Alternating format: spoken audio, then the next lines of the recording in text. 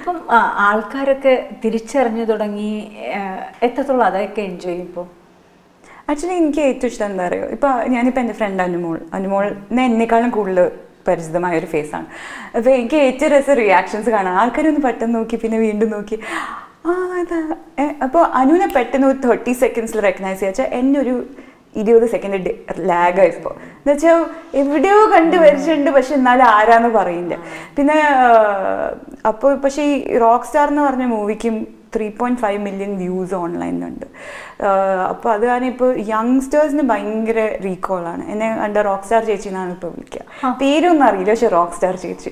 ഇപ്പോൾ ലോനപ്പിൻ്റെ മമ്മൂദീസാളിൽ എനിക്ക് ലുക്ക് ഭയങ്കര വ്യത്യാസമാണ്. അത് ആൾക്കാർ റെക്കഗ്നൈസ് ചെയ്യുന്ന അവിടെ ഇരിക്കുമ്പോൾ പോലും ഞാനിപ്പോൾ അതിങ്ങനെ ആലോചിക്കായിരുന്നു. ശരിക്കും അതിലും വളരെ വലിയ ഡിഫറൻസ്, ഭയങ്കര ഡിഫറൻസ്. അതിപ്പോൾ അതിൽ തന്നെ പകുതി ജോബ് അവരെ അച്ചീവ് ചെയ്തില്ലേ ലുക്കിൽ നമ്മൾ ട്രാൻസ്ഫർമേഷൻ വരുമ്പോൾ. അപ്പോൾ സെറ്റിൽ വെയിറ്റ് മഞ്ഞപ്ര എന്ന് പറഞ്ഞൊരു ചെറിയൊരു വില്ലേജിൽ ഇരിക്കണ വരെ അവിടെ വരെ റോക്ക് സ്റ്റാർ ചേച്ചീനെ കാണാൻ വന്നതാണ് ഞങ്ങൾ പറഞ്ഞ് വന്നിട്ടുണ്ട്. So that's very sweet. ഇതുവരെ ആരും ഇൻവേസീവ് ആയിട്ടുള്ള ഇങ്ങനെ ഒരു എക്സ്പീരിയൻസ് ഉണ്ടായിട്ടില്ല. അത് കാരണം എനിക്ക് ഭയങ്കര ഇഷ്ടമാണ്.